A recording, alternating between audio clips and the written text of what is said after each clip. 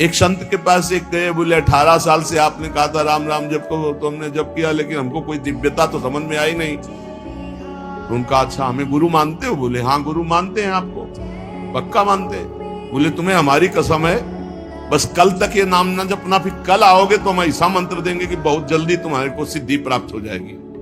तो ठीक है, प्रणाम करके चले, फिर अभ्यास। अब गुरुजी ने कसम खवाई तो सीढ़ी नहीं उतर पाए, रो के आए, बोले गुरुजी ऐसा तो नहीं हो सकता, अब नाम तो नहीं छूट सकता गुरुजी, आपने कसम खवा दी, इतनी देर में कितने नाम चल गए गुरुजी, अब ऐसा नहीं। बोले बस यही मिला 18 साल से, जो नाम में तुम्हें प्रियता हो गई, अब क्या दुर्लभ रह गया, आगे जब इसका फल प्रकाशित होगा तो सच्चिदानंद भगवान का मिलन। तो हमारा स्वभाव बन जाए कि रहा ना जाए बिना भजन के, हमारा जीवन भजन बन जाए। मत प्राणा उसे ही कहते हैं, हर श्वास में भगवान का स्मरण। गोपीजनों के लिए भगवान ने कहा मन मनस का ता, मन मनस का मत प्राणा मदर्थ त्यक्त दहिका।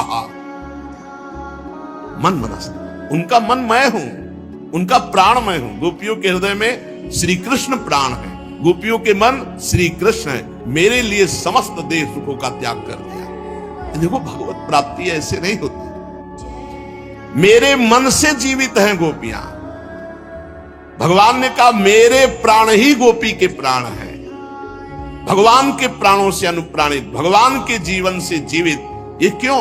भगवत स्मरण, हर श्वास तो भगवान को प्राण समर्पित, हर वृत्ति तो चित्त और मन समर्पित, पूरा निश्चय भगवान मेरे तो बुद्धि समर्पित, और अहम भगवान के दासत्व में समर्पित। जब श्री भरत जी महाराज चित्रकूट जा रहे हैं तो भरद्वाज जी के आश्रम में तो उनको रात्रि में बड़ा संकोच हो रहा है भरद्वाज जी से एकांत में मिलने की, क्योंकि भरत जी को एक अंदर चुभन थी कि मेरे को ही लक्ष्य बनाकर कैकेयी मैया ने राम जी को 14 वर्ष का वनवास, तो बड़ा कि मैं ही ऐसा कलंकी हूं जिसके कारण मेरे प्रभु को इतना कष्ट, तो बड़ा सकुच कर रहे थे। और वहां चर्चा हो रही थी, भरत जी पधारे हैं तो कहा भरत सरिस को राम सनेही, जगु जप राम राम जप जेही। अरे भरत जैसा राम प्रेमी कौन हो सकता? सारा संसार राम राम जपता है, पर राम जी क्या जपते हैं? श्री भरत श्री भरत श्री भरत। भरत सरिस को राम सनेही, जग जप राम राम जपु जेही। भरत जी के समान कौन प्रिय? क्यों? भरत जी जैसे राम जी को निरंतर जपते, ऐसे राम जी श्री भरत ऐसा जपते हैं। प्रेमी का हृदय हर समय अपने प्रीतम के चिंतन में तन्मय रहता है। विलक्षणता उसी में आती जो निरंतर भजन परायण रहता है। भगवान का स्वभाव, भगवान की महिमा, भगवान का प्रभाव उस भक्त के हृदय में उतरने लगता है जो निरंतर भगवत चिंतन परायण रहता है। यहां सावधानी रखनी है, भजन परायण होने पर भी हमारे अंदर चाह नहीं पैदा हो रही तो कोई न कोई हम में त्रुटि हो रही है। जिसको अपने साध्य का पता है, मेरा साध्य क्या है, श्यामा श्याम, तो फिर राजी कैसे हो रहे हो? और से जब तुम्हारा साध्य श्यामा श्याम है तो तुम राजी कैसे हो रहे हो? और बात से, धन से, संपत्ति से, प्रणाम से, नमस्कार से, जब तुम जानते हो ये मिथ्या है, तुम्हारा साध्य परमात्मा है, तो तुम परमात्मा के सिवा अन्य किसी से कैसे राजी हो गए?